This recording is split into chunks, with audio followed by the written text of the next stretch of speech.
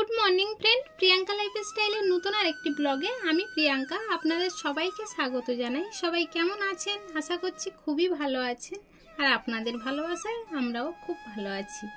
এখন সকাল 7টা মতো বাজে, আর এখন থেকেই ব্লগটা শুরু করছি। আর আজকের ভোর থেকেই তো বৃষ্টি হচ্ছে। ভোরে প্রচণ্ড বৃষ্টি হয়েছে। সকালে উঠে দেখি তো উঠানে জল জমে গিয়েছিল। ড্রেনের মুখ ছাড়িয়ে দিতে কিছুক্ষণ পরেই জলটা টেনে গিয়েছিল, তাই ভাবলাম আপনাদের একটু বাইরে থেকেই ঘুরিয়ে আনি। আর এখন এই 7টার ট্রেন যাচ্ছে, আর স্টেশনে একটা ট্রেন দাঁড়িয়ে রয়েছে, আর এই দিক থেকে একটা যাচ্ছে। স্টেশনে যেটা দাঁড়িয়ে রয়েছে ওটা 2 নম্বর প্ল্যাটফর্মে রয়েছে, আর এটা ঢুকছে 1 নম্বর প্ল্যাটফর্মে। মানে 7টার ট্রেনটা ক্রসিং দেয়, সেই জন্যই দুটো ট্রেন দুদিক থেকেই ঢুকেছে। তবে এখন একটু বৃষ্টিটা কমে গিয়েছে। আর তৃষ্ণার বাবা এই টাইমেই বাজারে যাওয়ার পথে রওনা দিয়েছে, তাই ভাবলাম ওনার সাথে এসে একটু বাইরের দৃশ্যটা আপনাদেরকে দেখিয়ে নিই। আজকের আকাশটা তো একদম মেঘাচ্ছন্ন হয়ে রয়েছে, আর এখনও ঝিরিঝিরি বৃষ্টি পড়ছে। দূরের আকাশটা দেখুন কি গম্ভীর হয়ে রয়েছে। আর এইটা হলো মন্দিরটা একটু পরে দেখাচ্ছি। আর ওই যে তৃষ্ণার বাবা চলে যাচ্ছে বাজারে।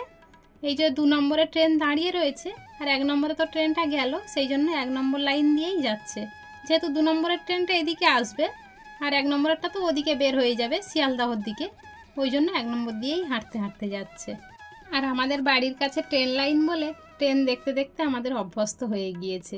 এই দেখুন, আপনাদের সাথে কথা বলতে বলতে ওদিকে 2 নম্বর প্ল্যাটফর্মে ট্রেনটাও ছেড়ে দিয়েছে।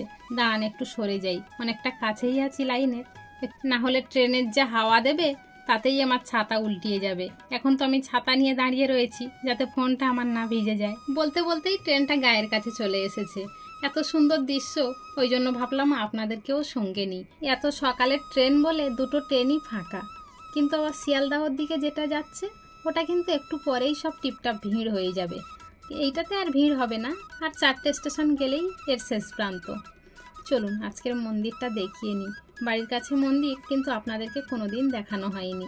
আমাদের পাড়ায় প্রতি বছর যে সরস্বতী পুজো আর শীতলা পুজো হয়, সেই ঠাকুর এই মন্দিরে রেখে দেওয়া হয়। এখন তো আপনাদের সাথে গল্প করতে করতে বাড়ি চলে এসেছি। এসে এদিকে বিছানা মাদুর সব গুছানো কমপ্লিট, আর তৃষ্ণাকে করে দিয়েছি নুডলস। তো এখন নুডলস খাচ্ছে, আর ওই পাশে হারমোনিয়াম রেখে দেওয়া হয়েছে, ও খেয়ে এখন গানে বসবে। আর আমি আজকে রান্না করব গ্যাসে, তাই ওর কাছাকাছি থাকবো, অতটা অসুবিধা হবে না, ভুল হলেই ধরিয়ে দিতে পারবো। আর এত বৃষ্টির মধ্যে উনানে কি করে রান্না করব। কিন্তু তবুও আমি যেখানে রান্না করি সেখানে বৃষ্টি পড়ে না, কিন্তু এই যে বৃষ্টির সময় এত পরিমাণে মশা উঠেছে যে কোথাও বসা যাচ্ছে না। আসলে আমাদের চারিদিকে তো নোংরা আবর্জনায় ভরা, এখানে জল অন্যদিকে পাস হতে পারে না, একটু বৃষ্টি হলেই এখানে জমে যায়। সেই জন্য মশার উৎপাতটা একটু বেশি হয়। আর এই বর্ষাকালে ডেঙ্গু হওয়ার সম্ভাবনা বেশি থাকে, এই জন্য খুব সাবধানে থাকতে হয়। কিন্তু ঘরে বারান্দায় জল উঠে গেলে তখন আর কি করব বলুন? তখন তো আর কিছু করার থাকে না, এইভাবেই চলতে হয়। বর্ষাকালটা একটু অসুবিধা হয়, শীত গ্রীষ্মকাল অত অসুবিধা হয় না। আর এখন নিয়ে চলে এসেছি খুদখুসকির পাতা বেটে রস করে, এটা একটু মাথায় মাখবো। তবে সকালবেলা থালা বাসন মাজতে গিয়ে ওই যে মশার কামড়ে আমি ওখানে বসে বসে এই যে খুদখুসকির পাতা বেটে রস করে নিয়ে এসেছি। আর এখন ভাত বসিয়ে দিয়ে সেটা একটু মাথায় দিয়ে নিচ্ছি। সকালে বেটে হাত পরিষ্কার করে নিয়েছি, এখন আর হাতে লাগাবো না। যতবার হাতে লাগাবো ততবার নখগুলো কালো হয়ে যায়। তবে আবার একটু কসবাট দিয়ে ঘষলে উঠে যায়, কিন্তু কতবার ঘষবো বলুন, হাত জ্বালা করে। ওই জন্য ড্রপার দিয়ে মাথায় দিয়ে দিচ্ছি। তবে কেউ যদি থাকতো লাগিয়ে দেওয়ার, এত অসুবিধা হতো না। বিশেষ করে আমার মা যদি থাকতো, আর কিছুই বলতে হতো না। মা তো নেই, তাই না? মা না থাকলে আর কে করে দেবে বলুন? ব্যাস, আমার এটা মাখা কমপ্লিট। চুলটা একটু উঁচু করে বেঁধে নিয়েছি। ওদিকে আবার তৃষ্ণার বাবা এসেছে বাজার করে, তাই আবার চেল্লামিল্লি করছে, তাই তাড়াতাড়ি করে এসে এগুলো ধরে নিচ্ছি। ভাগ্যিস আমি কোনো তরকারি বসাইনি, না হলে এই যে পুঁই শাক এনেছে, এটা আজকের খেতে হবে। আগামীকাল আবার শনিবার, পুঁই শাক খাওয়া যাবে না। তবে কি মাছ এনেছে এখনও দেখিনি। তবে এদিকে আমার ভাত হয়ে গিয়েছে, তাই বাজারের ব্যাগটা ওইভাবে রেখে দিয়ে ভাতটা নামিয়ে নেব। আর ভাতের মধ্যে হাফ পেঁপে সিদ্ধ দিয়েছিলাম তৃষ্ণার বাবার জন্য, উনি আবার পেঁপে সিদ্ধটা খেতে খুব ভালোবাসে। বাজার করে কখন আসবে এই প্রতীক্ষায় বসে থাকতে গিয়ে আমার রান্না করতে দেরি হয়ে গিয়েছে, তাই দুদিকে দুটো কড়াই বসিয়ে দিয়েছি। আর আজকের এনেছে গাগরা ট্যাংরা মাছ, সেই মাছের মাথা দিয়ে পুঁই শাকের চচ্চড়ি বসিয়েছি একদিকে, আর একদিকে আলু দিয়ে মাছের ঝোল বসিয়েছি। দুদিকে দুটো বসিয়েছি তাড়াতাড়ি হয়ে যাওয়ার কারণে, না হলে তৃষ্ণার বাবা আবার সময় মতো কাজে যেতে পারবে না, তখন একটু চেল্লামিল্লি করবে।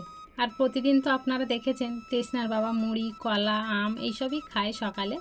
ভাত খায় না, কিন্তু আজকের কি মন হলো, পুঁই শাক রান্না করেছি। পুঁই শাকটা সবারই খুব প্রিয় জিনিস আমাদের বাড়িতে, তাই আজকের দুটো ভাত চাইলো, তাই অল্প করে এক মুঠো ভাত দিলাম। 3 বার ভাত খাওয়াটা তো উচিত নয়, আর এখন প্রচণ্ড পরিমাণে গরম পড়ছে, সেই জন্য রাত্রে আর রুটি খাওয়া হচ্ছে না।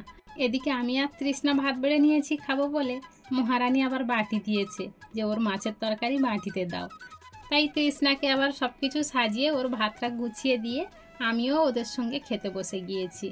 আর এখন যদি ওদের সঙ্গে খেয়ে না নিই তাহলে আর ঠিক টাইম মতো আমার খাওয়া হবে না। বাইরের কাজে এখনও হাত দেওয়া হয়নি, সেই জন্যে ভাবলাম ওদের সঙ্গে খেয়ে নিই, তাহলে খাওয়া দাওয়ার ঝামেলাটা মিটে যাবে, তারপরে বাইরের কাজ করতে যাব। আবার অনেকটা সময় পরে আপনাদের সামনে চলে এসেছি। এখন বাজে সন্ধ্যা 6টা। তৃষ্ণার তো প্রচণ্ড খিদে পেয়েছে। এই বিস্কুটের প্যাকেটটা সকালে ওর বাবা এনে রেখে গিয়েছিল, সেই বিস্কুটটা খাচ্ছে আর আপনাদেরকে দেখাচ্ছে যে এই বিস্কুটটা কী দিয়ে তৈরি। তাহলে চলুন আজকের ব্লগটা এখানেই শেষ করছি। দেখা হচ্ছে খুব শীঘ্রই নতুন আরেকটি ব্লগের সাথে। ততক্ষণ পর্যন্ত সবাই ভালো থাকবেন, সাবধানে থাকবেন। আর ব্লগটা কেমন লাগলো অবশ্যই কমেন্টে জানাবেন। ভালো লাগলে একটা লাইক করে দেবেন।